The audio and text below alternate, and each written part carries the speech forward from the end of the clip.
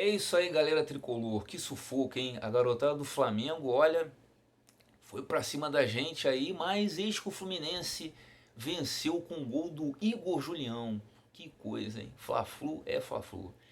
Eu sou Alexander Guimarães, aqui é o canal Flu na Lata, um canal dedicado à nossa grande paixão, o Fluminense Futebol Clube. É isso aí, galera. Neste domingo, mais um Fla-Flu, mais uma edição do Fantástico Fla-Flu. Um Fla-Flu que parecia, era um Fla-Flu meio diferente, né? O Fluminense foi com o time praticamente todo de reservas, né? Só o Marcos Felipe como titular no gol.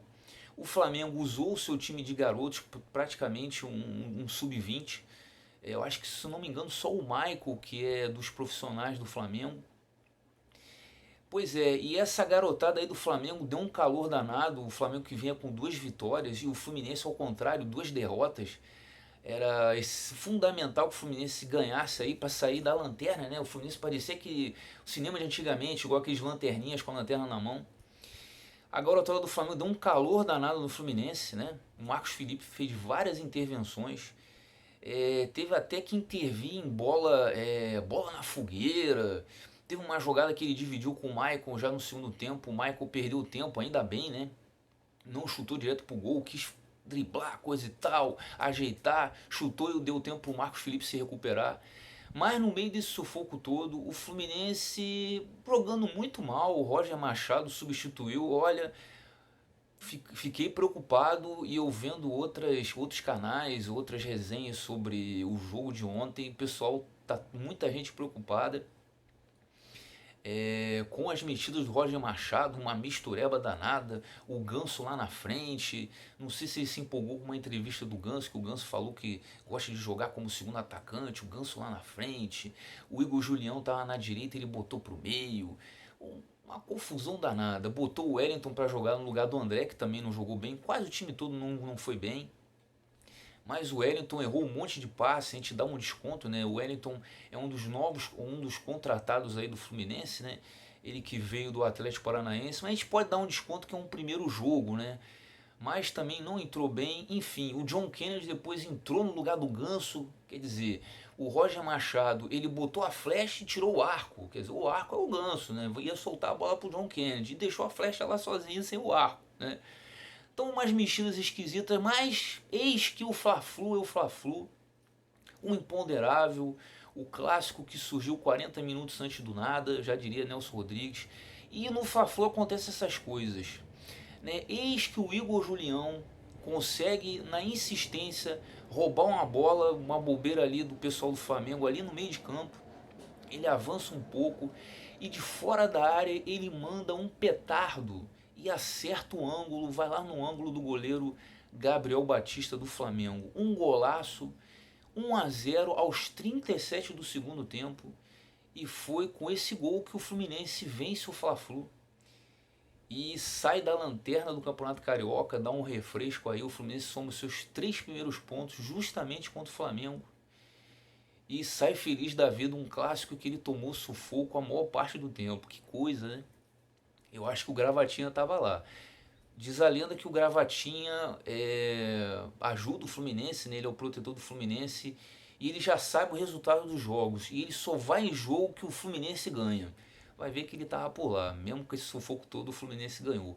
Gol do Igor Julião, quem diria, hein? Aliás, foi o primeiro gol, olha só, o primeiro gol do Igor Julião com a camisa do Fluminense em 87 jogos. Para você ver como é que a coisa é impressionante, né? Pois é. Bom, Alexander, e qual é a próxima partida do Fluminense? Bom, a próxima partida do Flusão é contra o Bangu no sábado, próximo sábado. O jogo vai passar pela Record. O jogo será realizado às 9 horas e 5 minutos, anote aí na agenda. Vai passar em TV aberta. E o que é estranho é que o Fluminense falou que não vai contar com os principais jogadores, né? Pelo regulamento do campeonato, a partir da quarta rodada, e vai ser esse jogo com o Bangu, já é a quarta rodada, os times não podem usar equipes alternativas, né? Bom, não sei o que o Fluminense vai alegar, dependendo da alegação, se ela for aceita, o Fluminense não recebe aquela multa de perda de cota de televisão, né? Vamos ver o que o Fluminense vai alegar. Provavelmente vai dizer que precisou dar folga para os jogadores por conta do calendário apertado, os jogadores sujeitos a lesões, não sei o que, deve alegar isso para poder botar um time alternativo contra o Bangu. Até contra o Boa Vista vai entrar um time alternativo e os principais só devem voltar na partida contra o Volta Redonda no dia 26 de março. Pelo menos essa informação que o Fluminense deu. Vamos ver que isso vai dar galho. Vamos ver. Bom, voltando ao Fla-Flu, esse foi o Fla-Flu 431. Por que você está falando isso, Alexandre? Fla-Flu 431? Porque as equipes, a dupla Fla-Flu, decidiu combinar, unir as estatísticas do clássico. O Fluminense tinha uma estatística, o Flamengo tinha outra.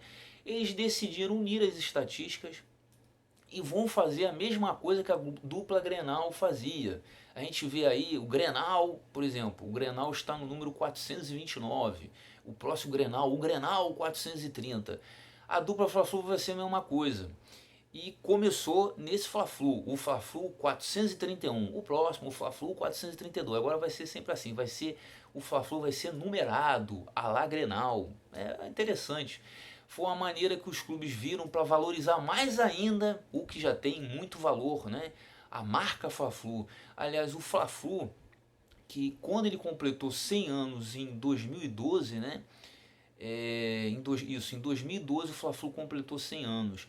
Ele passou a ser patrimônio imaterial do Rio de Janeiro. Pois é, você vê quanto é valorizada aí. Podemos dizer que o Fla-Flu, podemos dizer não, com certeza o Fla-Flu é o clássico mais conhecido do futebol brasileiro, né, gente? Pela marca, por toda a magia, por toda os grandes jogos que já tiveram envolvendo essas equipes aí, né? Inclusive, eu não sei de cabeça a quantidade de público, né? Mas o Fla-Flu é um recorde mundial. É o jogo que reúne o maior público, né? O maior público num jogo entre clubes. É o Fla-Flu que reúne. Foi um Fla-Flu de 1963. Foi até curioso, foi um jogo que foi 0 a 0, ninguém mexeu no placar. E esse empate acabou o Flamengo sendo campeão carioca em 1963. O Fluminense perdeu um gol no finalzinho. E esse jogo de 1963 é o jogo recorde mundial.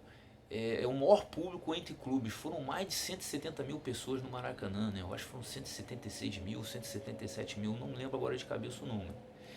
Esse número absurdo aí. E não foi o único jogo entre os dois que passou dos 170 mil, não. Teve outro jogo aí também. Enfim, mas essa marca aí, o pessoal querendo valorizar mais ainda. Como é que ficou a estatística do Fla-Flu? Bom, hoje nós temos 158 vitórias para o Flamengo. O Flamengo tem um maior número de vitórias. Essa vitória do gol do Igor Julião foi a vitória de número 134 do Fluminense. E empates foram 139. Essa é agora a estatística oficial e acordada entre os clubes, inclusive incluindo o torneio início. O torneio início que era um torneio muito tradicional, né, até 1965, foi de 1918 a 1965. Era um torneio que era disputado em um dia só, num único estádio. As equipes se reuniam ali, faziam jogos de 20 minutos. A final durava 60 minutos.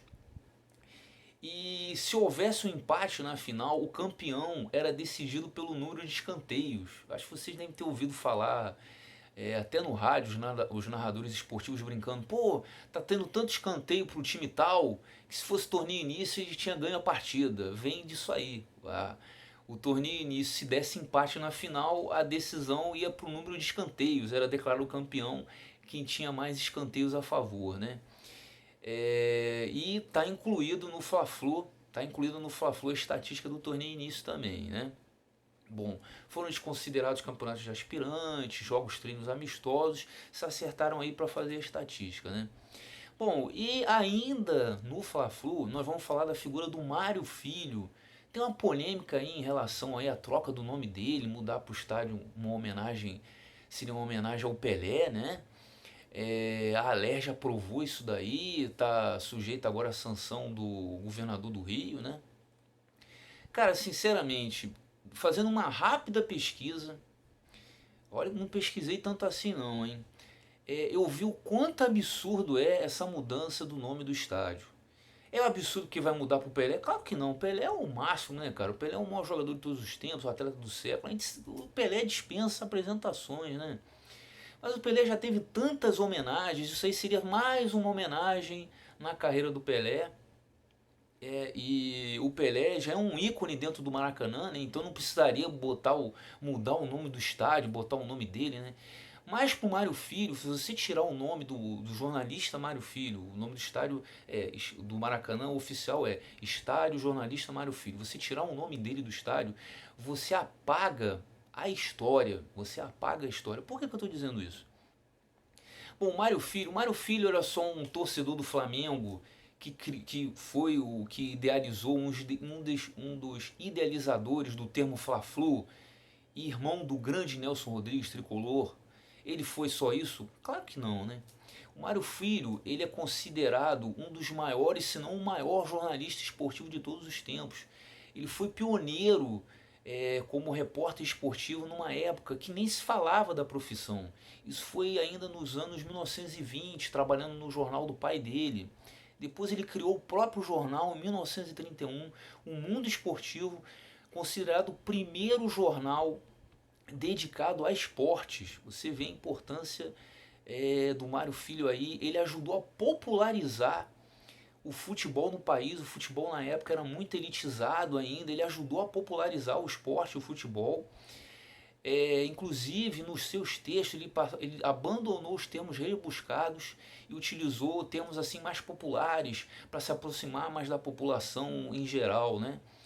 Ele foi tipo assim, através do jornal dele, ele meio que patrocinou, fomentou campeonatos amadores, foi um dos idealizadores do torneio Rio-São Paulo e do Rio-São Paulo que surgiram os campeonatos nacionais, né? O Campeonato Brasileiro, o torneio Roberto Gomes Pedrosa, a Taça de Prata, que com a unificação dos campeonatos nacionais, a CBF reconheceu como título brasileiro tanto o Roberto Gomes Pedrosa quanto a Taça de Prata em 1970 que foi ganha pelo Fluminense, né? Então, quer dizer, ele foi o idealizador do grande torneio Rio-São Paulo, né? Em relação ao Maracanã, a proximidade dele com o Maracanã é muito grande, né? Porque tem o nome dele, só porque não é à toa que o Maracanã tem o nome dele, né? Ele foi um dos caras que brigou para que o Maracanã ficasse onde está, no terreno do antigo Derby Clube, ali mais perto do centro. Havia ideia do Maracanã ser jogado lá para Jacarepaguá, ser lá em Jacarepaguá, mais longe do centro. Ele brigou para que o Maraca ficasse ali pertinho do centro. E nós vemos e a gente sabe que o Maracanã é bem centralizado, né, gente? Dá para o pessoal chegar de trem, hoje, na época não havia metrô, mas hoje em dia de metrô, de ônibus, é fácil acesso ao Maracanã. Ele brigou para que fosse ali, quer dizer, então tem toda uma proximidade com o estádio. Ele também fazia questão para que o Maracanã fosse um estádio, ainda mais que ia ser o seu estádio símbolo da Copa do Mundo em 1950, para que fosse um estádio para mais de 150 mil pessoas. E durante muito tempo, hoje o Maracanã, depois dessa reforma para a Copa de 2014, né, foi muito diminuída a capacidade. Parece que eu acho que a capacidade é cerca de 69 mil pessoas hoje, muito longe dos mais de 150 mil que o Maracanã tinha, né?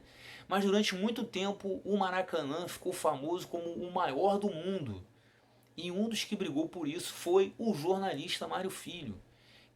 O Maracanã antigamente se chamava Estádio Municipal.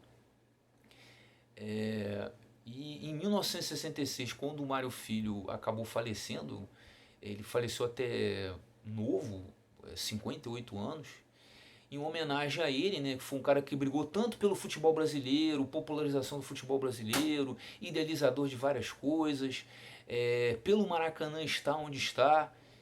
Em homenagem a ele, mudaram o nome do estádio para o Estádio Jornalista Mário Filho. Quer dizer, não é à toa que tem esse nome. Então, eu queria convidar os deputados estaduais, né, com todo respeito aos deputados estaduais, né, que na hora de legislar, pesquisasse um pouquinho sobre história, né? Porque você pode apagar a história, seria mais ou menos a mesma coisa, por exemplo, na minha opinião, quer dizer, acho que um pouco menos, mas também é importante dizer isso. Tinha uma época que queriam mudar o nome do Fluminense, aportuguesar, que o nome do Fluminense é Fluminense Futebol Clube, né? Mas você apagar isso é tirar a história, que o Fluminense foi criado, idealizado nos clubes ingleses, né? Então você tirar o nome inglês do Fluminense é apagar um pouco da história, da origem, de onde saiu a ideia de criar o Fluminense. E no caso do estádio é a mesma coisa, não é à toa que o estádio tem o nome do Mário Filho, né?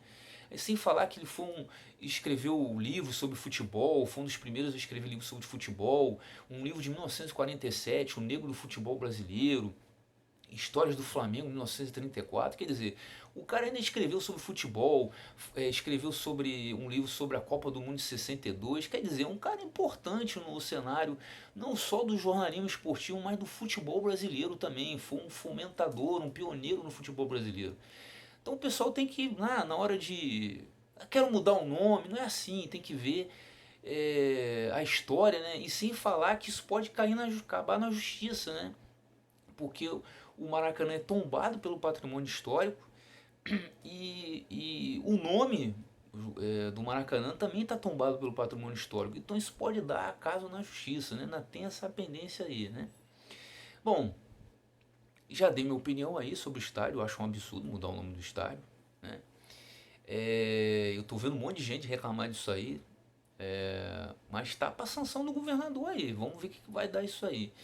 E falando mais sobre uma informação importante aí, sobre o futebol feminino do Fluminense, o Sub-18, as meninas estavam na final, né? Eu falei sobre isso no último vídeo. Elas ganharam a primeira partida 2-1 em Laranjeiras. O primeiro gol do Fluminense foi da Sabrina logo aos 9 minutos, um belo gol. Um chute, a bola sobrou dentro da área, ela chutou e marcou o gol do Fluminense. O Internacional acabou empatando a partida com um gol contra da Kailane. Ela cabeceou errado, a bola acabou entrando, foi logo aos 11 minutos do primeiro tempo. Mas aos 43 minutos do segundo tempo, acho que o Fluminense estava com a cachorra nesse final de semana, né? A Lara cobrou uma falta, a nossa camisa 10 Lara cobrou uma falta, a bola foi direto, passou pela Tarciane, a zagueira Tarciane tentou cabecear, não acertou a bola, mas a bola foi direto, entrou 2-1 Fluminense, o Fluminense venceu a primeira partida da final do Brasileirão Sub-18 e agora vai no próximo sábado vai jogar em solo gaúcho, né? Faz o Internacional e o Fluminense se enfrentam para decidir o campeonato. É interessante o regulamento. Se o Internacional vencer de 3-0, né, no saldo de gols, ele levaria o título, né? Não adianta, vai ter pênalti. Curioso o regulamento, né? O Inter tem que vencer para poder levar para os pênaltis. O empate garante o título para o Fluminense. Vamos torcer para as meninas de Xerém aí, as garotas do Sub-18 do Flu faturam esse título aí. Já venceram a primeira, 2-1. Vamos ver. No histórico estádio das Laranjeiras. Olha a história aí de novo aí, né? E mais um pouquinho das garotas aí, agora no profissional, no adulto, as meninas do Flu pelo Campeonato Carioca, as guerreiras tricolores, né? Venceram a América por 11-0 pelo Campeonato Carioca e garantiram presença na semifinal da Taça Guanabara do torneio, né? E vão enfrentar quem? O Flamengo. Mais um Fla-Flu. Fla-Flu entre as mulheres aí. Bom, galera, a gente podia estar falando aqui sobre reforço, mas eu acho que deixa para próxima, senão o vídeo vai ficar bem grande, né? Saudações tricolores, respeitem a história aí. E o Fla-Flu, né? Sempre surpreendente. Valeu, Igor Julião.